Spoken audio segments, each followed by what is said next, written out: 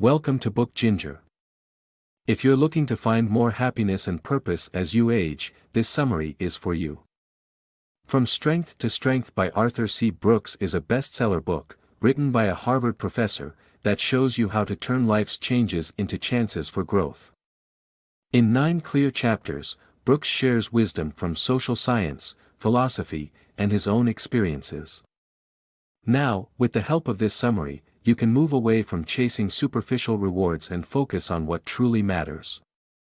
Whether you're worried about aging or just want to make your later years better, this book summary gives you the tools to do it. This summary of From Strength to Strength is more than just a book, it's a guide to a happier, more meaningful life. Don't miss out on making your later years the best they can be. Simply ring a bell, hit the like button, and subscribe to Book Ginger to continue. Chapter 1 of From Strength to Strength by Arthur C. Brooks is titled Your Professional Decline is Coming, Much Sooner Than You Think. In this chapter, Brooks addresses the reality of professional decline. He explains that no matter how successful we are, our skills will eventually wane. Brooks tells us that decline often happens sooner than we expect. Many of us reach our career peak in our 40s or 50s. Instead of being afraid, we should plan for this change. Success isn't just about getting higher up the ladder. It's also about finding new ways to grow. Brooks suggests we change our mindset from always pushing to achieve more to finding deeper and more meaningful successes. Life can be seen as having 2 parts. The first part is our usual career path, while the second part focuses on wisdom, relationships, and personal growth. By embracing this second part, we can find new purpose and happiness. From Chapter 1, we learn to accept that decline is natural and to prepare for it by embracing new opportunities for growth and fulfillment. In Chapter 2, Brooks introduces the concept of the second curve. This idea is about finding a new path of growth and fulfillment after your initial career peak. The first curve represents traditional career success, while the second curve focuses on deeper, more sustainable growth. He explains that our first phase in life is about achieving traditional success, like getting promotions and awards. However, this phase eventually reaches a peak and can lead to a decline if we don't plan for what comes next. The second phase is where we can find a new purpose by using our experiences and knowledge to pursue activities that bring deeper happiness, such as mentoring, creative projects, or community service. Transitioning from the first to the second phase requires a mindset change, where we stop chasing endless achievements and instead focus on what truly makes us happy and fulfilled. From Chapter 2, we learn to seek purposeful living and sustainable happiness through meaningful contributions. Chapter 3 is titled Kick Your Success Addiction. In this chapter, Brooks discusses our addiction to success and its negative impact on happiness and well-being. He emphasizes the importance of breaking free from this addiction to find true contentment. He explains that constantly seeking success and recognition can become addictive, causing stress, anxiety, and emptiness. To break this cycle, we should focus on personal growth, relationships, and well-being rather than external achievements. By letting go of our attachment to professional identity and accomplishments, we can find joy in the present moment and appreciate life's simple pleasures. Chapter 3 teaches us that true happiness comes from within, and achieving a balanced life involves prioritizing mental and emotional health over constant striving. In Chapter 4 of From Strength to Strength, Brooks introduces the idea of chipping away at our lives to uncover what truly matters. He emphasizes the importance of simplifying life by removing distractions and unnecessary tasks to focus on what brings joy. He advises identifying core values and passions to prioritize meaningful pursuits. Additionally, Brooks encourages adopting daily habits that align with these core values, such as meditation, exercise, or spending time with loved ones, to reinforce what truly matters. Chapter 4 teaches us that simplifying our lives allows us to live more purposefully, focusing on what truly matters and bringing us joy. In Chapter 5 titled Ponder Your Death, Brooks urges us to confront the reality of our mortality. Accepting that life is short helps us focus on what truly matters, making it easier to let go of unimportant things and concentrate on what brings real happiness. It's important to detach from material things and superficial success, aiming instead to build deeper, meaningful connections and make a positive impact on the world. Focusing on spiritual growth and self-reflection, whether through religion, philosophy, or personal thought, can bring peace and fulfillment.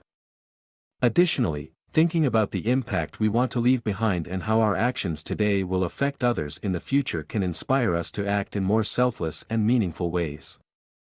Chapter 5 teaches us that contemplating our mortality enriches our lives, helping us focus on what truly matters, develop meaningful relationships, and leave a positive legacy. Chapter 6, titled Cultivate Your Aspen Grove, talks about how important it is to have strong relationships to be happy and find purpose as we get older. Brooks uses the idea of an aspen grove, where trees are connected by their roots, to show how being connected to others helps us. He explains that we do better when we have strong bonds with others because they give us support, joy, and a sense of belonging. It's important to spend time and effort on these relationships, whether by reconnecting with old friends, making current relationships stronger, or meeting new people. Both giving and receiving support are important. Being part of a group where you feel you belong is also very important. This can be through family, friends, social groups, or community organizations. Finding your grove makes you feel grounded and connected. Chapter 6 teaches us that life is not meant to be lived alone.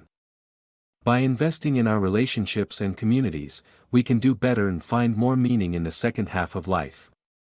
Chapter 7, titled Start Your Vanaprastha, talks about finding a new purpose as we get older. Brooks introduces the Indian idea of Vanaprastha, where people shift from worldly tasks to a more spiritual life. He suggests that as we grow older, we should focus less on success and more on inner growth and helping others. He emphasizes accepting life's changes and viewing aging as an opportunity for new growth. He encourages reflecting, meditating, and finding fulfillment in helping others, such as through volunteering and mentoring.